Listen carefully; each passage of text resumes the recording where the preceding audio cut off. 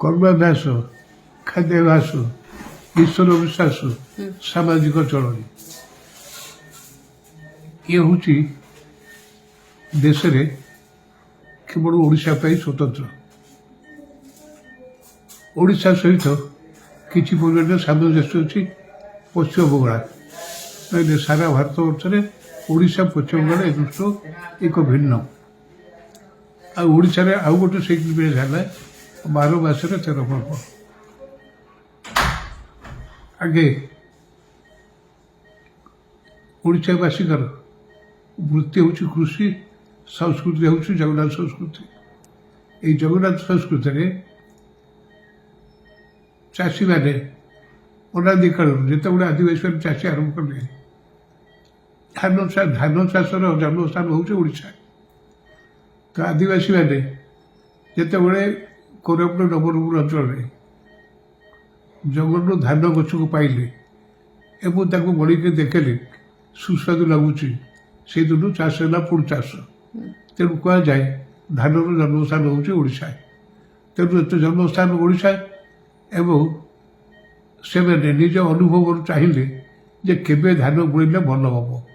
ଖରା ଟିକେ ହଳ କଲେ, ଅକ୍ଷୟ ତୃତୀୟା ଦିନକୁ ସ୍ଥିର କଲେ ସେଇଦିନ ମୁଠି ଜାଣିବେ, ଅର୍ଥାତ୍ ସେଇଦିନ ବିହନ ବୁଣିବେ। ସେଦିନ ଅକ୍ଷୟ ତୃତୀୟା ଦିନ ସକାଳୁ ଲଙ୍ଗଳ ନେଇକି ବିଲକୁ ଯାଆନ୍ତି, ହଳ କରନ୍ତି, ଖରା ବେଳକୁ ଫେରନ୍ତି, ଗାଧେଇକିରି ପଖାଳ ଖାଆନ୍ତି। ତାପରେ ଉପର ଗୁଡ଼ାକୁ କାନ୍ଧରେ ପାଣି ପକାଇ ଯାଆନ୍ତି ଜଙ୍ଗଲକୁ। କାହିଁକି ନା କେଉଁଠି ଫାଶୀ କାଠ ଅଛି, ସେ କାଠ କାଢ଼ି ଆଣିଲେ ଜଗନ୍ନାଥଙ୍କର ରଥ ତିଆରି ହେବ। ତେଣୁ ଅକ୍ଷୟ ତୃତୀୟା ଦିନ ମୁଠି କରନ୍ତି ଧାନ ବୁଣା ହୁଏ। ସେଇଦିନ ଜଙ୍ଗଲରୁ ଜଗନ୍ନାଥଙ୍କ ରଥ କାଠ ଆସେ। ଇଏ ସିଗ୍ନିଫିକେନ୍ସ ଅନ୍ୟ କେଉଁ ଜାଗାରେ ନାହିଁ। ରଥ ତିଆରି ହୁଏ ଏବଂ ସେଇ ଅକ୍ଷୟ ତୃତୀୟା ଗଲା ପରେ ଆସେ ପଣା ସଂକ୍ରାନ୍ତି। ପଣା ସଂକ୍ରାନ୍ତି ପରେ ଆସେ ରଜ। ରଜ ବେଳେ ଝିଅମାନେ ଗୀତ ଗାଆନ୍ତି, ବର୍ଷ ଗୀତରେ ଆସିଛି ରଜଲ ଚାଲ ହବା ସଜବାଜ। ବୋଉମାନେ ଡାକନ୍ତି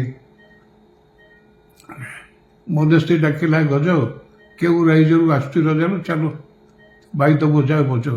ତାମାନେ ଇନ୍ଦ୍ର ଦେବତା ଖରାଟିଆ ଚାଷ ହେଇଛି, ଧାନ ଗଛ ଖରାଟିଆ ବର୍ଷାରେ ଟିକେ ଟିକେ ଗଜା ହେଇଯାଇଛି।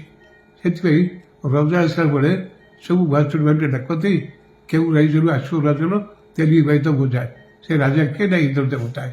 ପୂଜା କରିଦେଇ ରଜ ପାଳନ୍ତି ଏବଂ ଭୂମି ପୂଜା ହୁଏ। ବର୍ଷା ହେଇଯାଏ, ବର୍ଷା ହେଲେ ଧାନ ଗଛ ବଢ଼ିଯାଏ। ଯେତେବେଳେ ଗହ୍ମାପୁନେଇ ହେବ ସେତେବେଳକୁ ଧାନ ବେଉଷଣ ସାରିଥିବ। ଗହ୍ମାପୁନେଇ ଦିନ ଚାଷୀ ଲଙ୍ଗଳ ଧୋଇକିରି ସଙ୍ଗରେ ରଖିବ, ବଳଦକୁ ଧୋଇ ଗାଧେଇ ଦେବ, ତା ମୁଣ୍ଡରେ ରଙ୍ଗ ଲଗାଇବ ଏବଂ କୁଲା ଦେହରେ ଏଣ୍ଡୁରି ପିଠା ଖାଇକି ଦେଇ ବଳଦକୁ ପୂଜା କରିବ। ଗହ୍ମାପୁନେଇ ହେଉଛି ଜଗନ୍ନାଥଙ୍କ ବଡ଼ ଭାଇ ବଳରାମଙ୍କ ଜନ୍ମଦିନ। ତାପରେ ପଣା ସଂକ୍ରାନ୍ତି ଆସିବ। ବୋହୂ ଭୁଆସୁଣୀମାନେ ଆନନ୍ଦରେ ବୁଲିକି ଯେମିତି ସାଧାରଣ ଭାବରେ ଗୋଟେ ଆମର ପରିବାରରେ ନୂଆ ବୋହୂଟି ଆସିଛି ବାହା ହେଇକରି, ସେଠି ଗର୍ଭବତୀ ହେଇଗଲା, ଶାଶୁ ଗୋଡ଼ ତଳେ ଯାଆନ୍ତି, ସେ ବୁଲିକିରି ବ୍ରାହ୍ମୀ ଶାଗ ଯୋଗାଡ଼ କରେ, ତାକୁ ବୋହୂକୁ ଖାଇବାକୁ ଦେଲେ ତାର ରାତିକି ରାତିରେ ବୁଦ୍ଧିଆ ହେବେ, ଭଲ ଖାଦ୍ୟ ଦିଏ, କିନ୍ତୁ ବୋହୂର ଦେହ ଭଲ ହେଲେ ଯେମିତି କରନ୍ତି।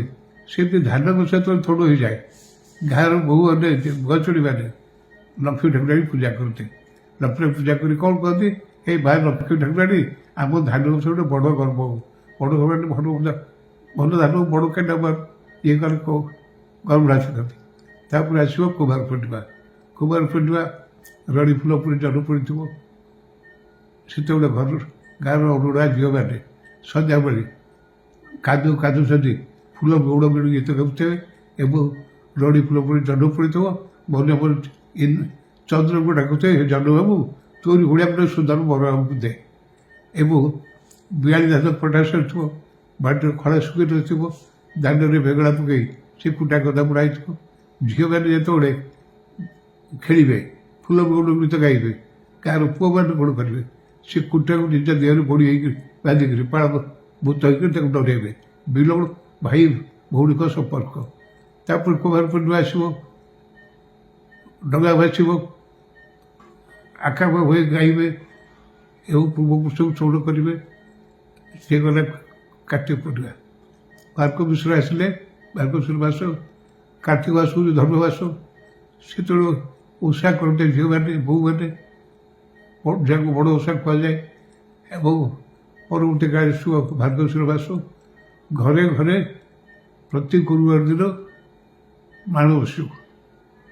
ଗୁରୁବାରେ ମାଣ ବସିବ, ଲକ୍ଷ୍ମୀ ପୁରାଣ ପଢ଼ା ହେବ। ବୋଉମାନେ ଡାକିବେ ଲକ୍ଷ୍ମୀ ପୁରାଣ।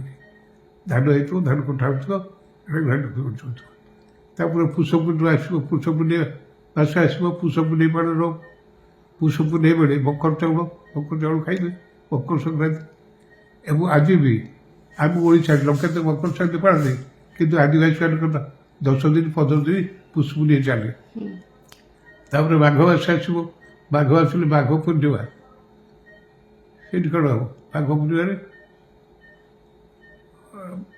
ଅମାବାସ୍ୟାରେ ଜାଗର ହେବ। ଜାଗର ପରେ ପୂର୍ଣ୍ଣିମା ଆସିବ। ମାଘ ପୂର୍ଣ୍ଣିମା ଅଗ୍ନି ଦେବତାଙ୍କୁ ପୂଜା ହେବ। ବଡ଼ ଘର ହଉ, ଗରିବ ଘର ହଉ, କେଉଁଠି ବିଡ଼ାଇ ଛଣ, କେଉଁଠି ଗୋଛାଇ ଛଣ ନେଇକରି ଗାଁରେ ଏକାଠି ଗୋଟେ ଜାଗାରେ ପକାଇବେ। ଅଗ୍ନି ସଂଯୋଗ କରି ଅଗ୍ନି ଲଗାଇବେ, ଅଗ୍ନି ଜଳିବ। ଅଗ୍ନି ଯେତେବେଳେ ସବୁଆଡ଼େ ସବୁ ଗାଁରେ ଜଳିବ, ସେତେବେଳେ ଆକାଶରେ ଯେଉଁ କୀଟ ପତଙ୍ଗ ଅଛି ସବୁ ମରିଯିବ, ଆକାଶ ନିର୍ମଳ ହେଇଯିବ। ଏବଂ ଏକଥା ଅଛି ଯେ ଜଳୁଥିବା ଅଗ୍ନିରେ ବାଡ଼ିରେ ପଡ଼ିଥିବା ବାଇଗଣ ପୋଡ଼ିକରି ଖାଇଲେ ଦେହରେ କୃମି ରୋଗ ହେବନି। ବ୍ରିଲିଏଣ୍ଟରେ ବିଶୁଦ୍ଧ ନଡ଼ିଆ ତେଲ, ଘନ, ଲମ୍ବା ଓ ପଳା କେଶର ମୂଳମନ୍ତ୍ର।